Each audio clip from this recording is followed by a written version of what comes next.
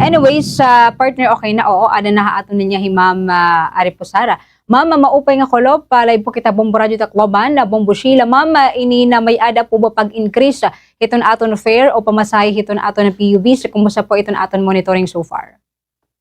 Good afternoon, aton mga Ma'am Araki, mga kabombo.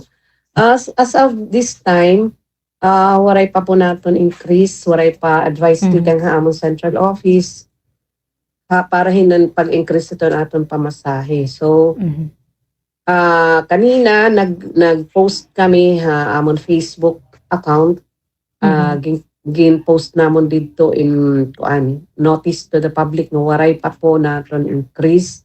Tapos gin-post namon gihapon an regular fare and based and pag-compute iton pamasahe. Oo. Ma'am, with this ongoing tension nga dumam no ha Middle East, gina-anticipate po ba iton LTFRB Region 8 iton posible po ano nga fare increase no in the coming weeks, ma'am? Oo, kay actually yan ongoing iton erostorya or hearing hininga aton regarding hininga aton fare increase kay may naman mga petition gihapon ngan tungod gihapon hininga pag-increase gihapon it gasolina. Pero waray pa ini magpagawas liwat anamo central office in abiso nga kumpira god ang pasahe ngan kung saan o ini ipapatuman nga increase fare rates. Oo, so bali yan ma'am, stable pa po, stay as isla po kung ano man iton igin palusad nga kuan fare, ma'am. Yes, as isla kita magsunod la kita kung ano iton iton regular rates, regular fare rates naton yan. Oo. Ini na ma'am, ano kuno iton aton pitada nga pwede buhaton, ma'am. May kasumpay naman no hini po nga mga drivers nga baga-baga kuno ma'am hinanini nga bota nga bisan man kuno may kabombo o ma'am ini na nga bisan kuno waray pa pag patumanhin fare increase ada kay nanini nga bot po iton aton mga drivers labi na po ma'am no iton aton mga tricycle labi na kun gabi ma'am. Oo. Regarding itong mga tricycles, dire po kami ito as yait nagre-regulated pamasahe ito haira.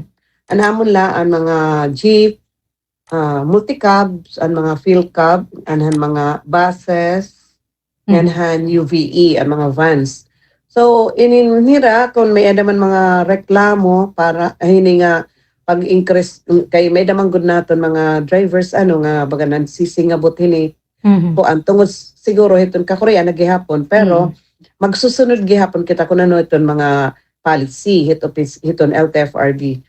So diri pa man kita allowed pag increase kung may magreklamo pwede ka mo mag-email amon email address r8@ltfrb.gov.ph nganan pwede gihapon ka mo mag-message amon Facebook account nga LTFRB Region 8. Pwede gihapon kumalit ka mo opisina kung gusto niyo mag-file in complaint. Okay. May daghapon la namon request nga kung magfa-file ka mo complaint, kinahanglan la may idalahiya details nga like iton plate number, ruta nga imo gisakyan, kung tikain ka, nganhin kumpira an imo an ira gin sukota imo, pero an imo ginbayan. Okay. Kay para namon gihapon ma-compute kung sakto manggod ang gisukota imo or nagpapananobrahera panukot. Ayun. Sige ma'am, any message na lang po to the public iton aton operators and drivers? Go ahead, ma'am. So lagi hapon na ito na ako nagyayakan nga kung tayo nga aton mga drivers, so latulat la kita, may naman naton gihapon siguro next week kay baga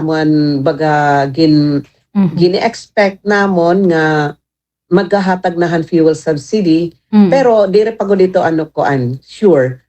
Pero unsure la may ada niyo fuel subsidy. Dire la kami maaram kung saan nga sunod la ni kita kung ano iton legal nga pasahiya na nga ginpapatuman.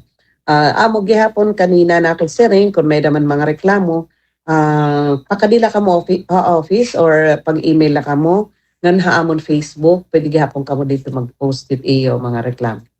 Ayun, nadam nga salamat ma'am hito na paghatag iton oras nga di Bomboradyo Tacloban, and thank you so much po. Okay, thank you.